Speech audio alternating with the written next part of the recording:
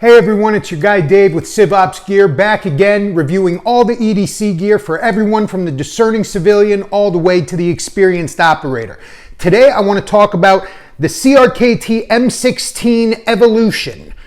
From how it started, Kit Carson designed knife, awesome EDC knife, all the way up to the newest evolution, the M-40. I want to talk about the deadbolt locking system.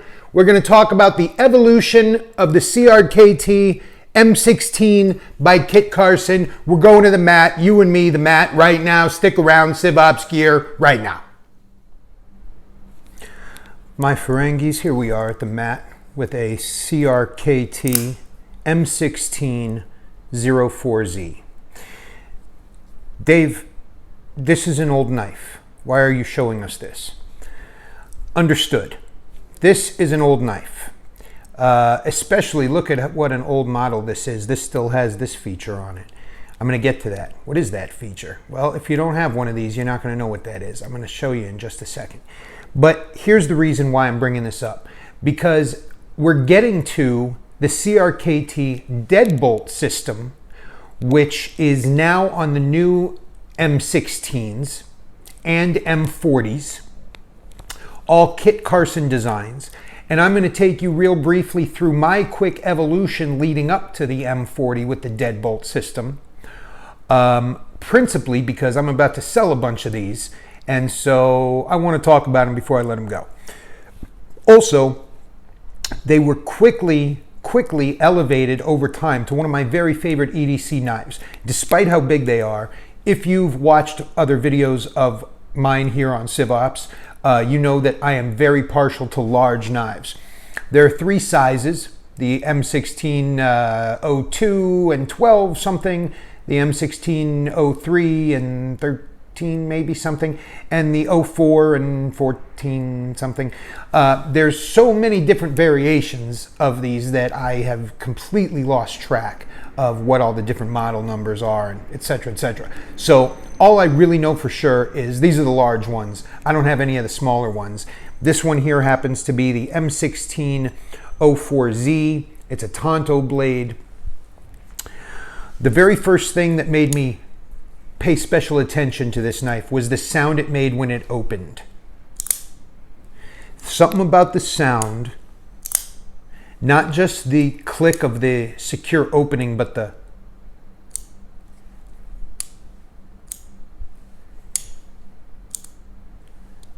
all the different mechanisms clicking into position.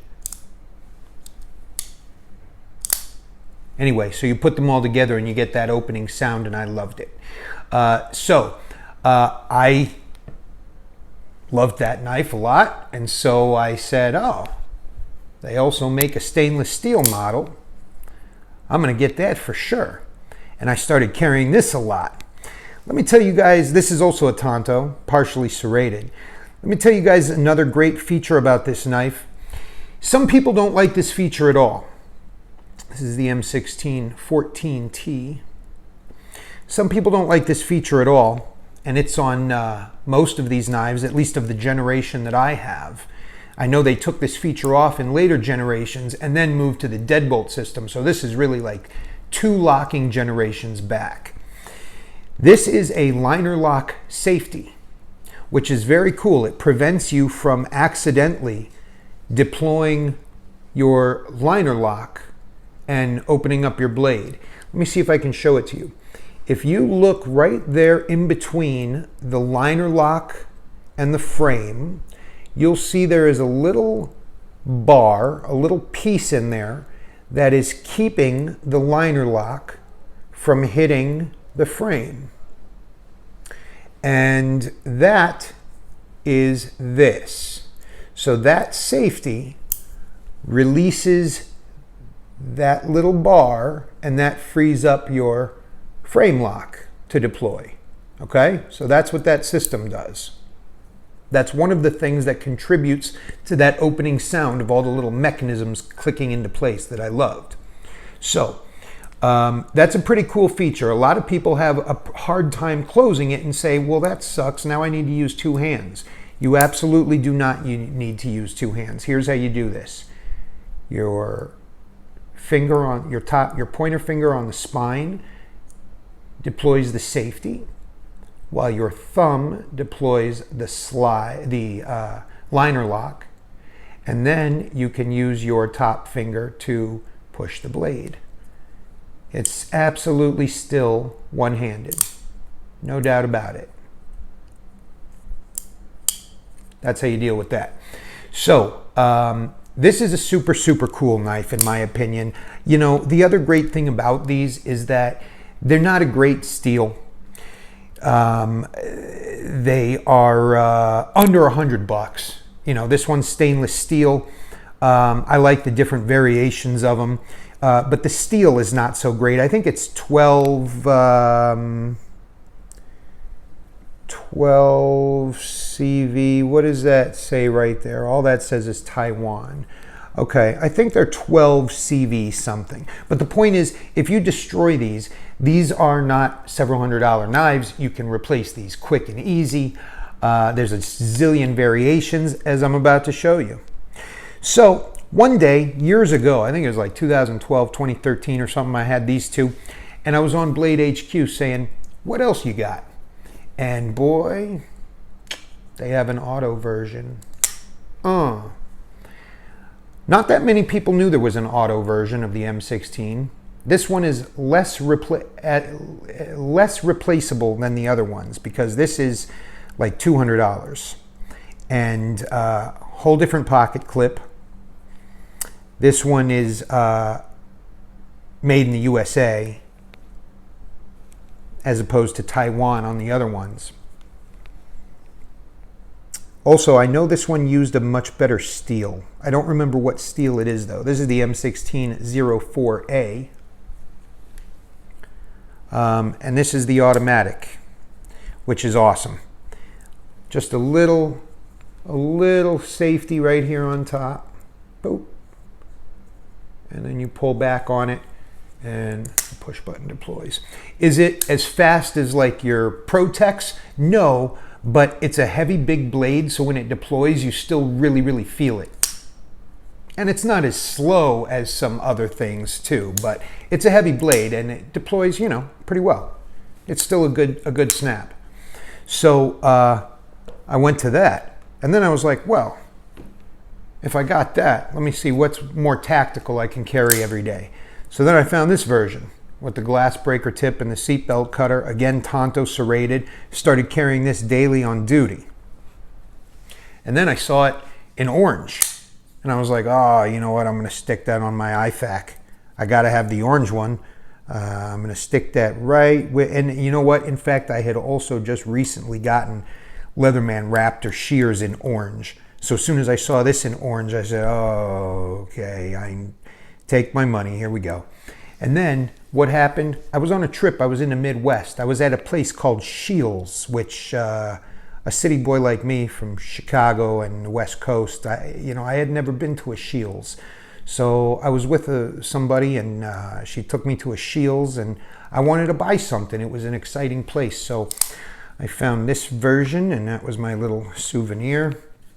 And then, of course, I found this version, not Tonto, kind of this G10-y version. This is the M2104G, more of sort of a, it is kind of a little dirty, kind of a little nasty one looking. So I picked this one up, of course. So that leads to, point I'm getting at is, oh no, that's completely the wrong knife. Let me get the right knife. This is the new M16. Oh no, I'm sorry, not M16. M-40 15. Kit Carson design, still Kit Carson design. Why do I bring this up? First of all, the VEF serrations are awesome. Anything that does that gives you some VEF serrations right from the factory, that's pretty cool. Is it as amazing as probably sending your knife to Mr. VEF and having your own cut? Probably not, but still pretty cool to get those VEF serrations. Pretty big upgrade from the old serrations. Cool steel bolsters and carbon fiber finish on this M40.